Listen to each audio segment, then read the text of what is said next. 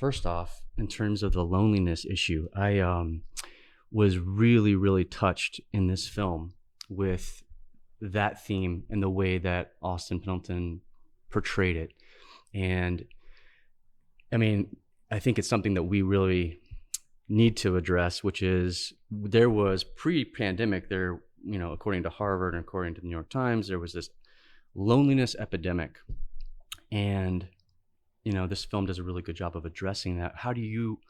What is it that you think that we can do? Obviously, the pandemic exacerbated it, but what do you think we can do to sort of turn things around? It seems like it's tech companies, they promised a little bit more communication and connection, and yet people are feeling more isolated. So what do you think we should do about this? Oh boy, that's a big question.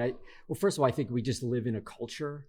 There's so many great things about our culture here, but when you compare it to cultures perhaps and other countries, other continents, we tend not to maybe revere the elderly in the way that we do here. We're so much more fast paced. People become successful. They move beyond their clan. They move beyond their original communities where they grow up. And so as a result, I think there's just a function of the way we live our lives here that tends to result either unintentionally or maybe times intentionally, where we almost like abandon those who are of an age that we think they're a little less productive or can't contribute to society or the way our economy works. And if you look statistically, I think we have more elderly and in assisted living facilities than you find in other countries and cultures where people tend to be, live in larger households and family members take care of their aging parents and grandparents in the way they, take care of their kids. So I'm not sure what we can do to change that other than bring attention to it. And maybe, there does seem to be a little more visibility and awareness as health has improved over time, and the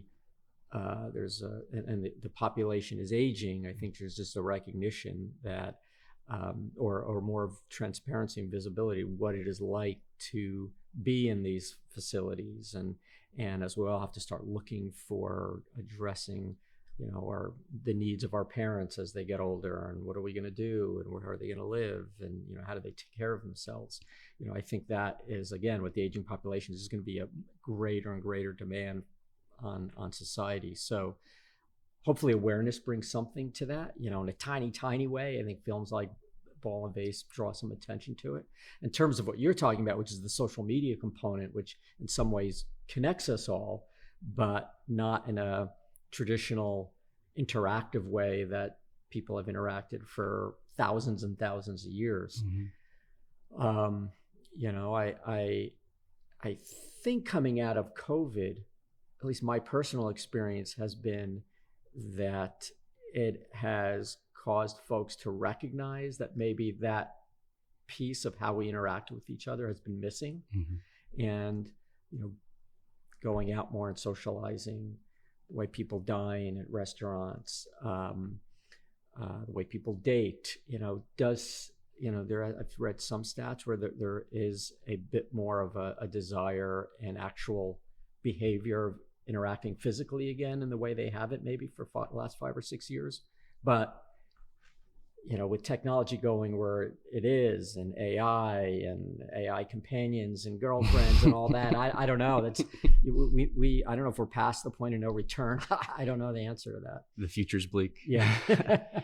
Well, speaking of, your clan, it seems like first and foremost, during the pandemic, I really appreciated that you reached out and you checked in, and I felt like that was, that's one aspect of just how we can sort of battle that sort of loneliness epidemic. That meant a lot to me.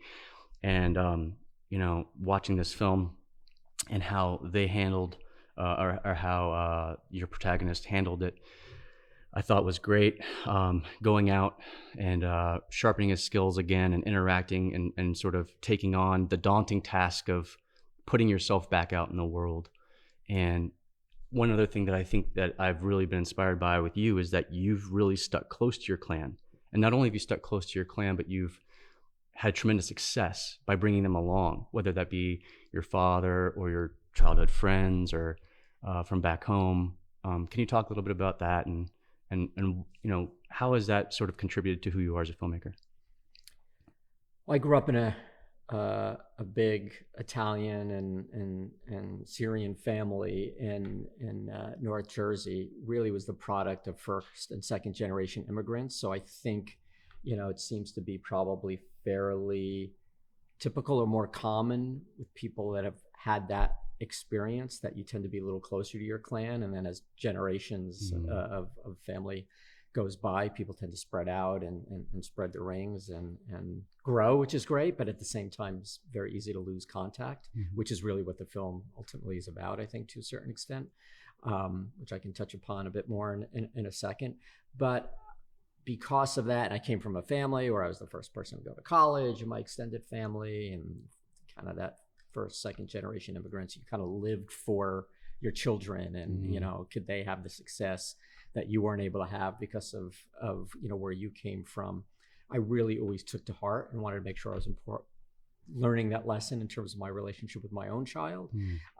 But loyalty was a big part of that.